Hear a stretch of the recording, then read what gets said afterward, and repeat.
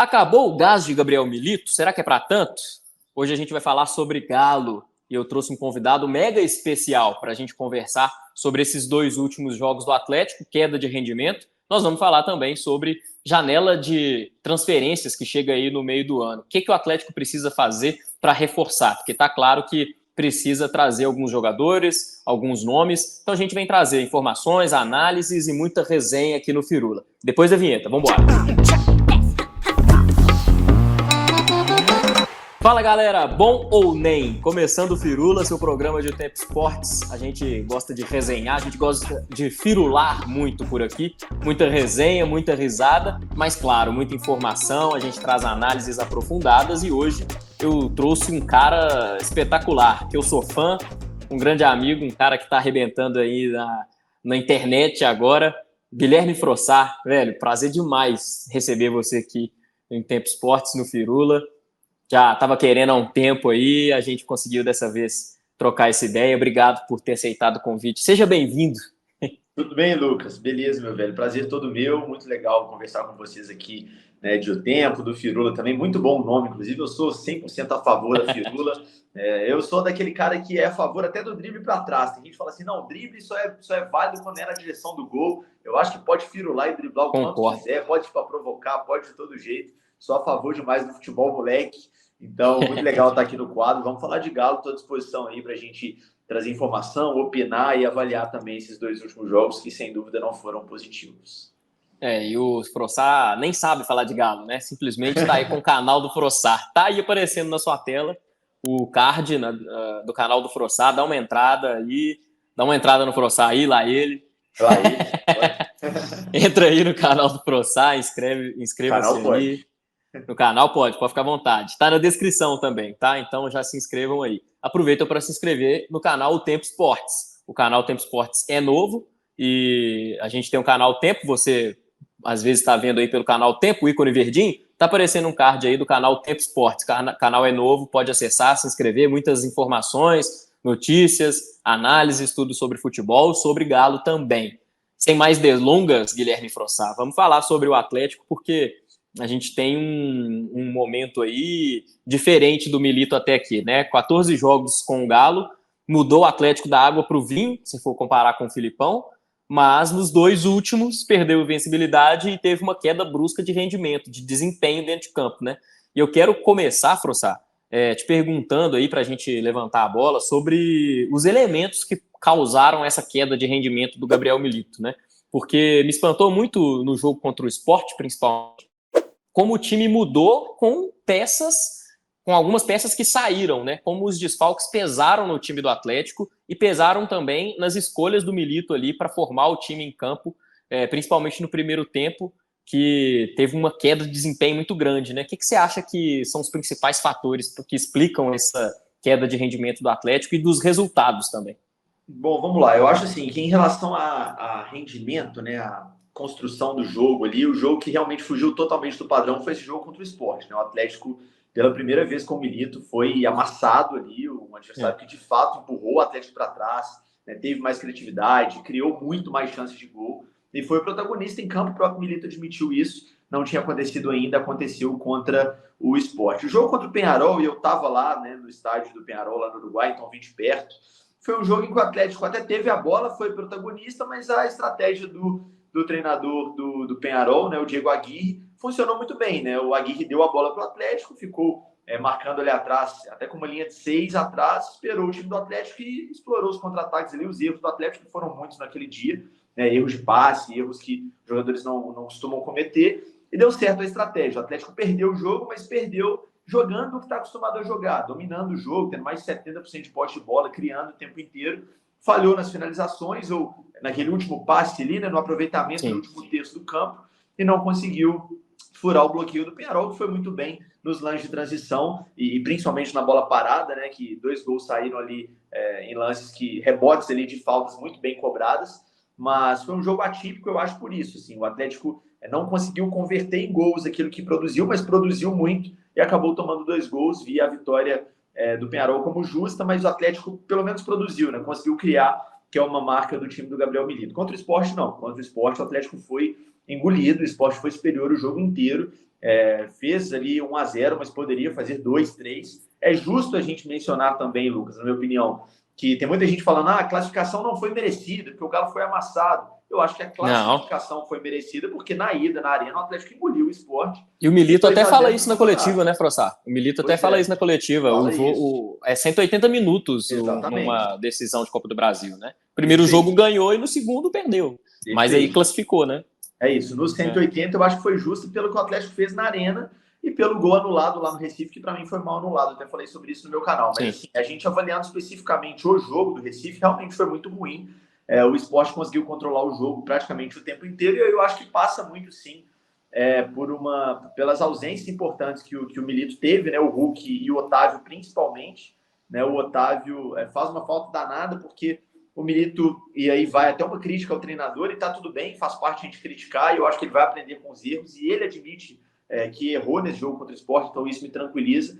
Eu acho que o erro dele foi não ter reforçado mais o meio campo, né? Mesmo que fosse com a volta do Batalha para o meio ali, com a ausência do Otávio, porque o Atlético perdeu o meio claramente. Sim.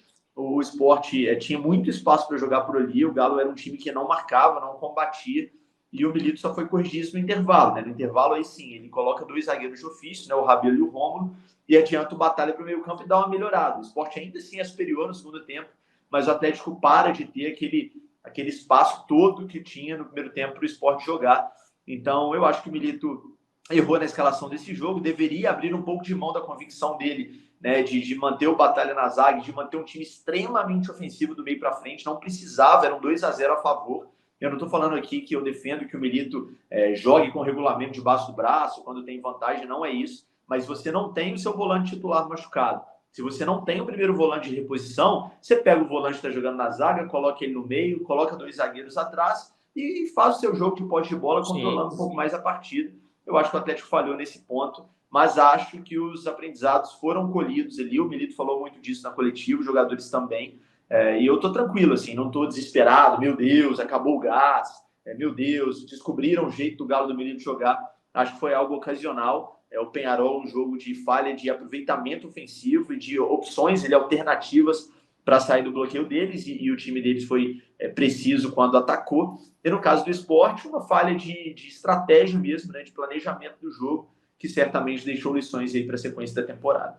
E eu acho também, Frossá, que o Milito, ele tem, em alguns jogos no ano, a gente vai ver do Milito, tem até um vídeo aí que eu gravei com o chileno Bruno Garcês, sobre a tática do Milito, né, destrinchando a tática do Milito, antes dele ter o primeiro jogo com o Atlético, né, e a gente cita muito como o Milito, ele gosta de um time para frente, um time ofensivo, e muitas vezes o Milito, ele toma algumas decisões que durante o ano, certamente a gente vai vir aqui falar, olha, o Milito errou nisso aqui. Por quê? Porque são decisões arriscadas. Ele chega num clássico sem zagueiro de ofício, ele coloca um volante na zaga, ele faz uma troca no meio do jogo que ninguém imagina, ele coloca o Gustavo Scarpa de ala, enfim, são coisas que ele faz e que certamente ele treina isso antes, ele imagina, ele visualiza isso antes, mas que são arriscadas dentro do jogo.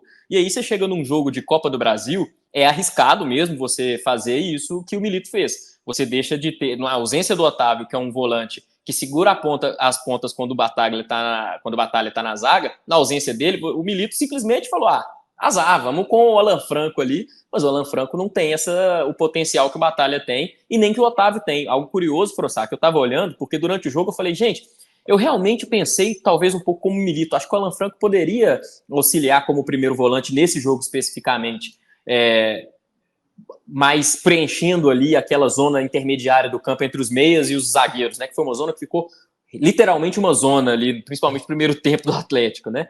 E aí eu, dando uma olhada nos números, eu não tô com os números aqui, porque eu tô gravando no celular e eu fiz a burrice de deixar nas fotos do celular o print, não mandei pro computador, mas o Otávio, no ano, ele tem uma média de desarmes e interceptações acima ainda do Batalha.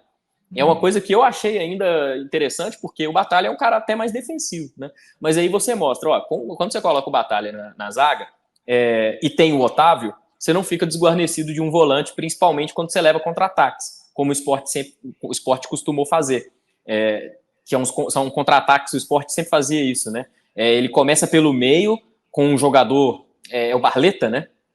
bonzinho de bola, ele prende mais a bola e rapidamente solta para os pontas. Ou seja, ele agrupa o time do Atlético no meio para roubar a bola e solta rápido para as pontas. Na falta de um volante, você tem um espaço muito grande ali no meio de campo para os pontas percorrerem, para os meias infiltrarem. O Atlético realmente sofreu muito disso, né?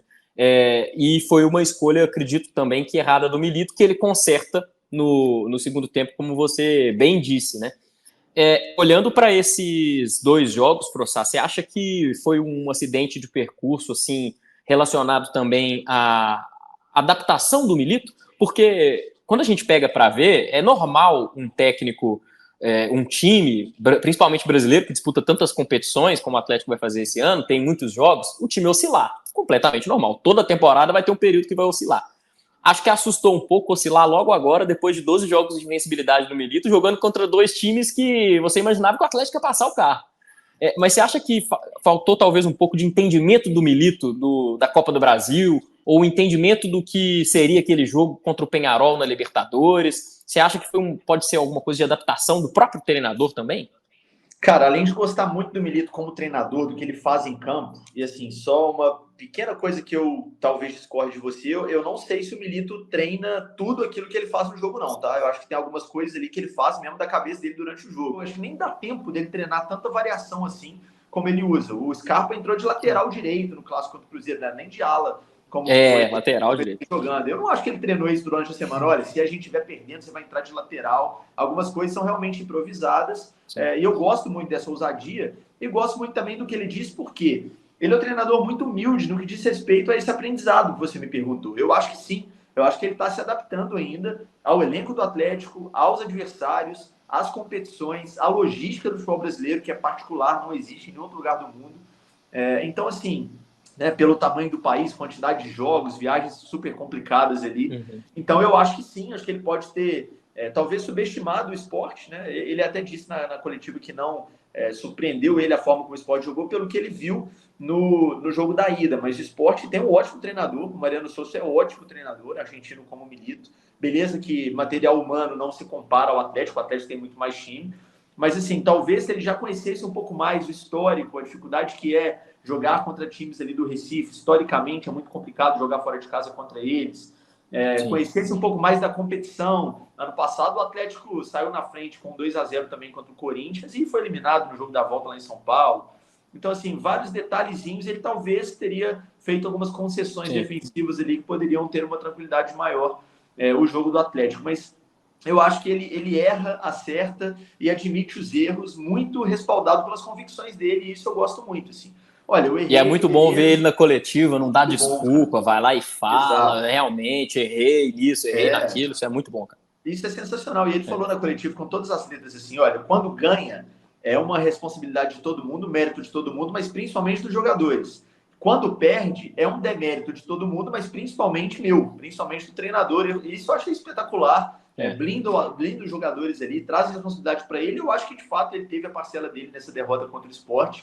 E acho ainda mais que ele tem toda a capacidade de aprender com esses erros e melhorar o time para a sequência, para situações como essa, parecidas como essa. É curioso porque eu estava até conversando antes do jogo com um jornalista lá do Recife também, sobre o Sport, enfim, analisando ali o jogo. E ele me falou que o Mariano Souza, que é o treinador do Sport por lá, está sofrendo umas críticas por não fazer concessões defensivas. Ou seja, em algumas situações ele é tão ousado que acaba que expõe demais o time. O pessoal lá de Recife, lá do Recife fala que, em algum momento, principalmente nos jogos contra times mais fortes, era o caso contra o Atlético, ele vai precisar fazer uma concessão ou outra, segurar um pouco mais defensivamente. Eu acho que esse raciocínio vale para o Milito também. Eu não estou falando que ele deveria, contra o Sport, colocar um time defensivo em campo, lota de volante, lota de zagueiro, não é isso. Mas eu acho que esse jogo contra o Sport deixou uma lição que, em algumas ocasiões, pode ser interessante você jogar um pouco mais com o resultado. Vamos colocar numa suposição aqui, numa semifinal de Libertadores, uma revanche contra o Palmeiras, que a gente não aguenta mais pegar o Palmeiras na Libertadores. O Atlético ganha por 1-0 na Arena e vai para o jogo da volta. E aí o jogo lá está complicado, apertado. É uma possibilidade de sem dúvida, botar um volante a mais, tirar uma... Bota o regulamento aqui. Exato. Então, assim, eu não estou falando que é para ele fazer isso em todo jogo. Eu amo o discurso dele de temos que jogar para ganhar todos os jogos. Mas em alguma ocasião do ano, vai ser necessária uma concessão defensiva, que foi o que ele fez no segundo tempo. Deixa eu refazer minha zaga e botar o Batalha no meio. Ok, não é um problema, não é um vexame fazer isso. Vexame é fazer isso contra times inferiores, é fazer isso dentro de casa, como a gente já viu o Filipão fazer, por exemplo. Aí ele é vexame. Mas em É fazer disso uma situações... regra, não uma exceção, né? Isso é Exatamente. vergonhoso Sendo mesmo. uma exceção, tá tudo bem. E eu acho que o Milito está aprendendo isso também. Boa. Algo que me chamou atenção também, Frossá, nesses dois jogos, antes da gente partir para falar um pouco de janela de transferências do Galo, foram alguns erros que, não vou dizer nem erros, mas alguns comportamentos no ataque, quando o time tinha a bola, que me chamaram um pouco a atenção. Principalmente contra o Sport, que foi o jogo mais atípico aí do Atlético, né? O Atlético Milito é um treinador que gosta muito de fazer aquela chamada associação, né? Triangular com o lateral, o ala, enfim, o atacante, o meia, triangular bastante na entrada da área. E o Atlético teve dificuldade para fazer isso. Tanto é que, na hora, eu até brinquei com minha namorada, estava conversando com ela no WhatsApp, falei, pô, o Atlético tá precisando fazer isso. O gol do Paulinho fazendo literalmente isso, que foi o gol anulado, né? Eu acho que o Atlético teve esse comportamento nesses dois jogos também, e acho que no jogo contra o Sport passa muito pelo fator de não ter o Hulk, né? E apesar de nós... E não é nenhum demérito do time jogar diferente quando não tem o principal jogador, o Hulk, é o craque do time, tudo bem. Com o Milito, o time tem jogado, na minha opinião, o time tem capacidade para jogar melhor sem o Hulk do que era com o Filipão, mas o fator Hulk pesou também, principalmente contra o Sport. Você vê que talvez o Milito poderia arriscar mais? Na minha opinião, sim, mas eu queria saber de você. Acho que o lugar que para ele arriscar mais seria mais no ataque do que lá atrás, quando não tem o Hulk. Às vezes ele fazer algo diferente lá na frente, deixa lá atrás organizadinho, faz diferente lá na frente, já que você não tem Hulk. Eu, pelo menos, penso assim. Cara, eu acho que sim. Eu acho que eu concordo com você, mas eu acho que isso passa muito por treinar alternativas, né? E ele teve pouco tempo, é verdade que ele agora, com a paralisação do Brasileiro, ele teve um tempo maior, né, para treinar, mas ao longo do ano eu acho que ele vai percebendo um pouco mais de alternativas ofensivas ali. Mas assim, eu também acho que o Atlético não conseguiu fazer esse tipo de jogada de associação nos dois jogos, contra o Peñarol e contra o Sport, mas acho que passa muito pelo que você disse. Assim, no jogo contra o Peñarol não fez porque o Peñarol não deixou. Simplesmente não tinha Fechou espaço. muito, Se analisar taticamente o time do Atlético, né, o que ele faz contra adversários que marcam dentro de uma normalidade? Ele coloca muita gente no centro do gramado, povoa o centro do gramado, Hulk, Paulinho, Zarate pisando na área, o próprio Alan Franco, muita gente de qualidade, para fixar zagueiro, para atrair a marcação por ali e abrir espaço para os dois alas jogarem. É muito claro, o Atlético já fez vários gols assim, né? A jogadinha que o Hulk puxa dois marcadores no meio, faz o pivô, dá no Scarpa na direita, o Scarpa faz o gol. A gente já viu pelo menos 2, 3 gols do Atlético exatamente iguais. O mesmo vale para o Arana na esquerda, que toda hora está na linha de fundo. Contra o Peñarol não deu para fazer isso, porque tinha o pessoal que fechava o funil da área ali, né? O meio de campo estava muito povoado, mas também tinha marcador aberto. Tinha um ônibus. Um colado um colado no Scarpa, de ponta a ponta. Ali, de ponta a ponta, exatamente. Impressionante ali como se fechou o Peñarol. E no jogo contra o Sport, cara, eu acho que passa muito pela ausência do Hulk e pela noite ruim do Vargas, assim. O Vargas é um jogador que tem muita qualidade para sair da área, para pisar na bola, para dar uma opção, para fazer uma jogada de 1-2, para jogar como meia em alguns momentos. Ele chegou a entrar como meia já, né, no jogo anterior aí, não vou lembrar qual exatamente, mas entrou de 10 ali na partida. Foi. Né? Então, assim, acho que foi contra o próprio Peñarol, não vou lembrar agora. Não sei se eu tô na cabeça que foi no empate contra o Fluminense, mas acho que não foi não, foi contra o Peñarol mesmo, né? Acho que foi contra o Peñarol, porque no Fluminense ele entra de atacante mesmo, não de atacante, né? Gols, né? Eu acho que foi contra o Peñarol, mas enfim, o Vargas tem essa qualidade, mas estava muito abaixo, assim, nesse jogo, né? Então, nesse jogo contra o Sport. Então, ele não conseguiu fazer esse tipo de jogada de tabela, dar opção e fazer uma triangulação ali para deixar uma linha de marcação para trás. O Vargas tem uma característica muito clara de, às vezes, segurar um pouco mais a bola na tentativa de deixar 1, 2 marcadores para trás e abrir campo para o time jogar. Ele faz isso muito bem contra o Sport, ele fez muito mal, errou todas, ou praticamente todas as jogadas nesse sentido. Então, sim, o Hulk faz muita falta, porque ele, por ser o Hulk, ele já atrai mais marcadores, abre espaço para os companheiros.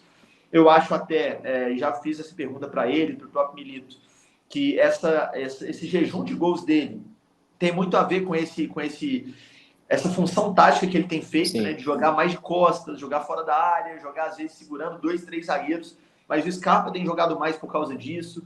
O próprio Paulinho tem jogado mais por causa disso. Então, assim, eu acho que faz parte, mas em breve ele vai voltar a fazer gols, não tenho dúvida disso.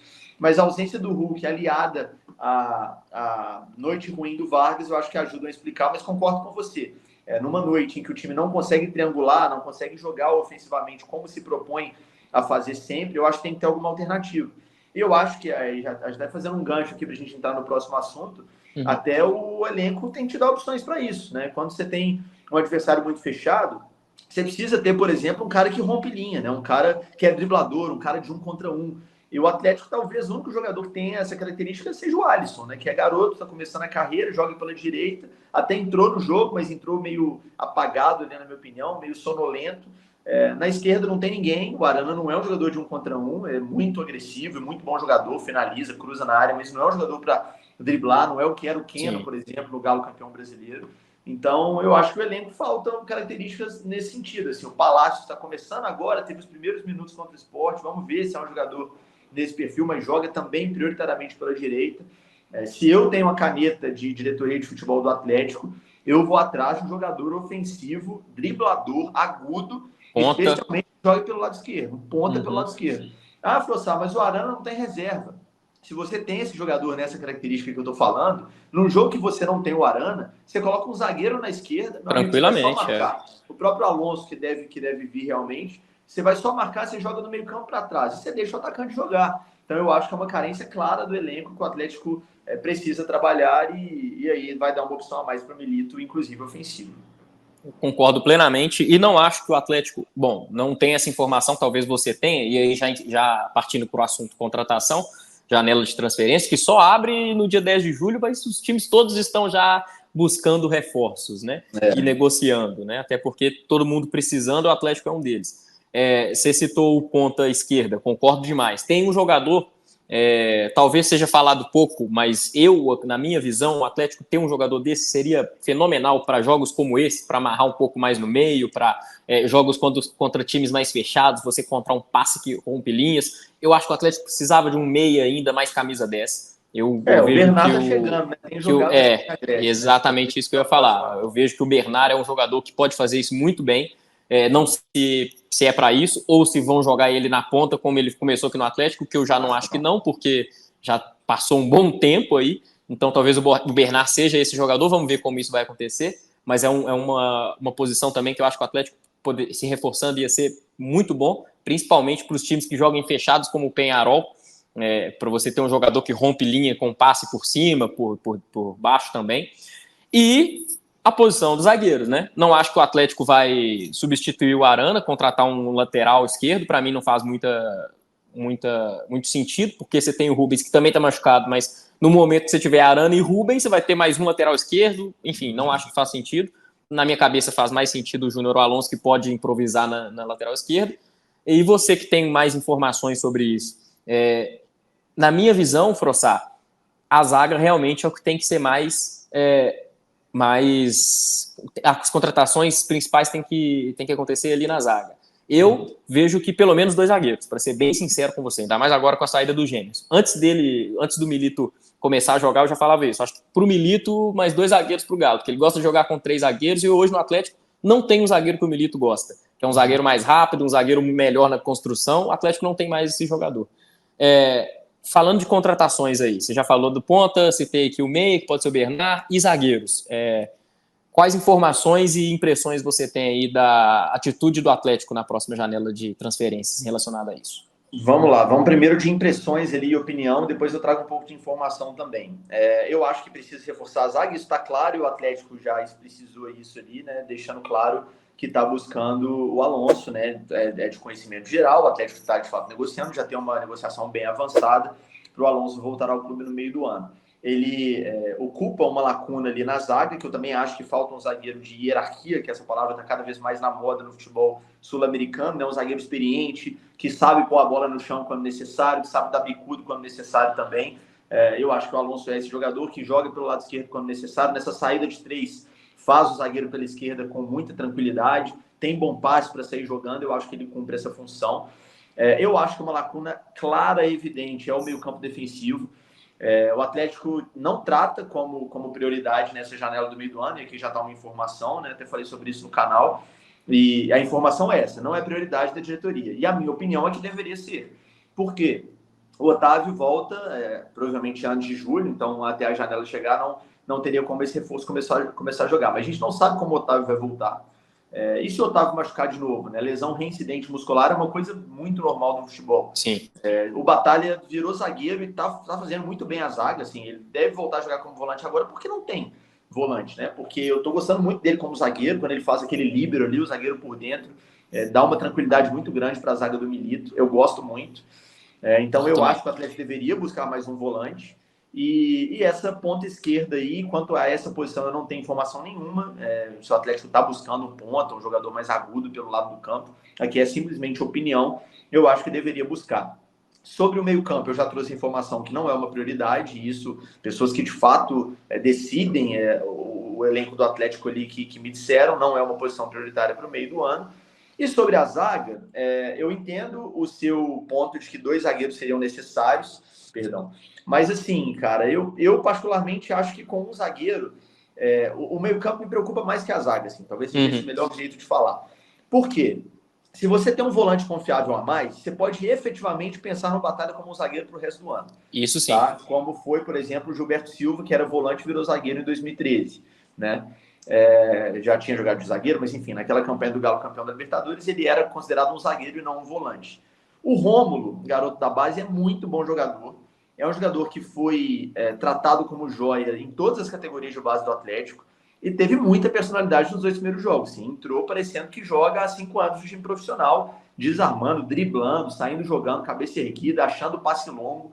E é o único zagueiro muito maduro, né? Agora. É o único zagueiro rápido, né? Com a saída do Gêmeos, é o único zagueiro que tem velocidade para ir tentar achar um ponto adversário e voltar em caso de necessidade.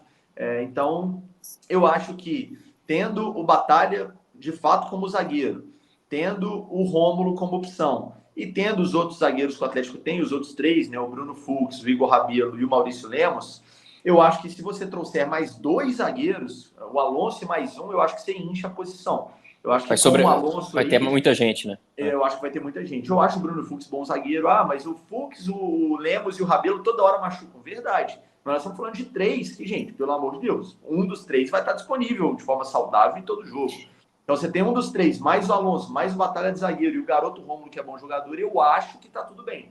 Mas dá para trazer um bastidor aqui. O Atlético chegou a consultar, tá? Além do Alonso, situação aí de outro zagueiro no mercado, que foi o do Mina. Vou até fazer um vídeo sobre isso nos próximos dias aqui no canal. Mas, assim, pelo que eu apurei, o Atlético chegou, assim, os amigos da Tatiaia até publicaram, né? Pra gente dar os devidos créditos aqui, o interesse do Atlético no Mina, mas pelo que eu apurei, o Atlético consultou de fato, mas disse, as fontes me disseram que é inviável financeiramente. Como que é a minha avaliação desse inviável financeiramente? É um jogador que está em fim de contrato na Europa e é um jogador que vários clubes do Brasil querem. Que eu saiba, 2 que a gente pode citar sem medo, Inter e Cruzeiro. O Cruzeiro tem o Alexandre Matos, que conhece muito bem o Mina, então já tem um atalho. E quando um jogador bom, que já jogou no Brasil, ainda numa idade interessante, já falou abertamente, o empresário dele, que ele quer voltar para o futebol brasileiro. Quando o jogador reúne essas características, vira o famoso leilão. Mas é fim de... Para o pessoal totalmente leigo, né? Mas é fim de contrato, o jogador vem de graça, gente. O negócio chama luva, que é o seguinte: quando o jogador está livre no mercado, o empresário do jogador começa a sondar com os clubes quanto que os clubes conseguem colocar na mesa para fechar com aquele jogador. É uma luva, é um prêmio para assinar aquele contrato, né? De uma forma resumida aqui. E aí pode ter certeza, Lucas, que não vai ser uma luva nada baratinha, vai ser uma luva ali de cristais, ouro, né? Um tecido ali, cravejado com diamantes, tecido persa, diamantes, exatamente. Vai ser uma luva generosa, o salário não vai ser barato, então talvez o Atlético não faça esse movimento. Não vale a pena. Um zagueiro que poderia ser o Mina, por ser um investimento muito alto para uma posição que eu volto a dizer, na minha opinião, tendo todo mundo à disposição e considerando o Batalha como volante, como zagueiro, acho que com a chegada do Alonso está resolvida a zaga, então um pouquinho aí de opinião e de informação também. Show. Talvez numa possível lista de dispensa aí da zaga do Atlético, uma outra contratação, mas aí talvez pode ficar até mesmo para uma virada de ano, para a temporada. Exato. Quando você está refazendo o time para o ano que vem, você fala assim, tem aqui o Igor Rabelo, que não joga, numa lista de dispensa, ou um Bruno Fux que se lesionou muito, enfim. Vamos aguardar, então, nas próximas, né? E eu ia até citar também, a lateral direita era um lugar do Atlético que eu sempre falei, cara, o Atlético precisa de um lateral direito, mas o Saravia realmente, com o Milito, é um dos jogadores com o Milito que é impressionante, né? Como mudou também da água para o vinho. O poder que o Milito tem de fazer isso com o jogador é muito bom, de potencializar os jogadores, né, Frussard? Total. Impressionante o crescimento do Saravia. Ao mesmo tempo, a queda do Mariano, né? O Mariano sempre foi um lateral seguro e confiável, e esse ano está muito abaixo. Então, assim, não acho também uma posição que estamos no melhor dos mundos, não. Porque a gente tem, sim, um titular que nesse momento está jogando muito bem, que é o Saravia. Se encontrou muito nesse esquema de saída de 3 ali, né? Faz com tranquilidade essa saída de 3 pelo lado direito. Algo semelhante com o que o Guga fez naquele Galo do São Paulo, no Brasileiro de 2020. Né? O Guga fazia bem essa função, mas o Saravia encarnou realmente o espírito ali do Atlético e do que o Milito quer. Muito combativo, marca muito bem, às vezes até mais do que deveria, na minha opinião. Algumas entradas dele ali, que ele toma amarelos ali, eu acho que vai na emoção. Vai muito na emoção, meio maluco às vezes. Mas eu gosto, cara. O jogador de torcida do Galo gosta do perfil dele ali, eu gosto também particularmente. Temos um lateral titular para a temporada, na minha opinião, sem preocupação. Rezar para ele não machucar, né? O Mariano realmente faz uma temporada abaixo. E é mais uma posição ali, Lucas, assim, que é uma coisa assim, que a gente precisa falar, né, cara? Time nenhum do Brasil tem um elenco que, se você considerar a pior tragédia que pode acontecer, vai ficar tudo bem. Por exemplo, vamos pegar o Palmeiras. Se machucar o Veiga, tá tudo bem. Tem outro meia igual o Veiga no banco. Não tem. Vamos pegar o Flamengo. Se machucar o Pedro e o Arrascaeta, o time vai continuar jogando igualzinho. Em todos os times do Brasil e do planeta, ou pelo menos 90% deles, se você machucar jogadores em posições específicas do campo, você vai ter dificuldade. Vai ter que improvisar, vai ter que arrumar uma solução. No caso de uma eventual lesão do Saravia, até bater na madeira aqui para que não aconteça, eu acho que você poderia também fazer a linha de 3 ou o lateral pelo lado direito com um zagueiro, por exemplo, porque o Saravia é um jogador hoje no Atlético muito mais defensivo do que ofensivo, porque pelo lado dele joga o Scarpa, que é um ala que é quase um atacante. Então, assim, eu não sei se é uma necessidade, assim, se a gente tiver dinheiro infinito, beleza, tem dinheiro infinito, vamos contratar mais concordo, um lateral, mais um na direita, um na esquerda, 2 zagueiros, 2 volantes, um ponta pela esquerda, mais um centroavante. Isso, um centroavante, beleza, mas tem que escolher as suas brigas ali, as suas batalhas. Eu acho que a lateral direita está muito longe de ser prioridade, muita coisa na frente, né? Acho que com o Filipão, eu diria que deveria ser uma prioridade com o Filipão, mas com o Milito realmente está longe de ser, né? Mas um comentário mesmo de como... dá tranquilo.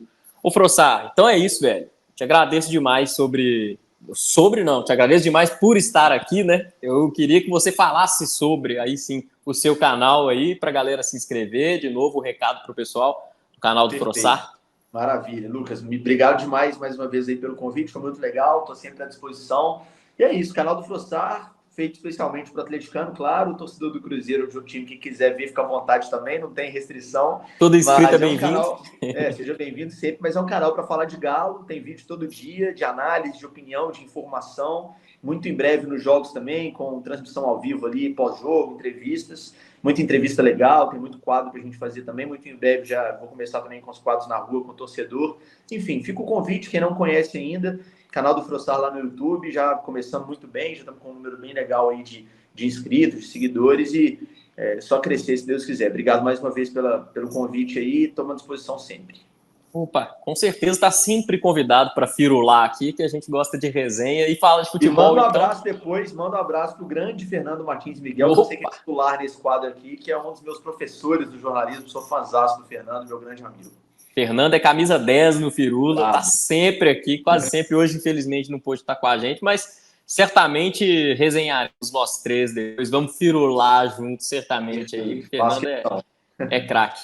E aí, pessoal, inscrevam-se em o Tempo Esportes, inscrevam-se no canal do Frossard, no Tempo Esportes aqui também. Tem quadro novo chegando, inclusive. Você que está vendo esse vídeo no dia que a gente publica, na sexta-feira, dia 24, logo amanhã, no sábado, 6 horas, tem quadro novo estreando. Onde está? Estreia com o Rafael Moura. Onde será que está o Rafael Moura, hein? Tem coisa interessante para te contar. Você sabe, né? Pois é, então. Tem coisa interessante que ele está fazendo da vida. Eu fui lá entrevistar ele, está inaugurando uma arena aí, enfim. Vou deixar muito spoiler, não. Amanhã, às 18 horas. Você que está vendo depois, já está aí no canal Tempo Esportes, é só você conferir. Grande abraço para vocês. Frossá, brigadão mais uma vez. Certamente estaremos juntos aqui de novo. Valeu, grande abraço. Valeu, um abraço. Valeu.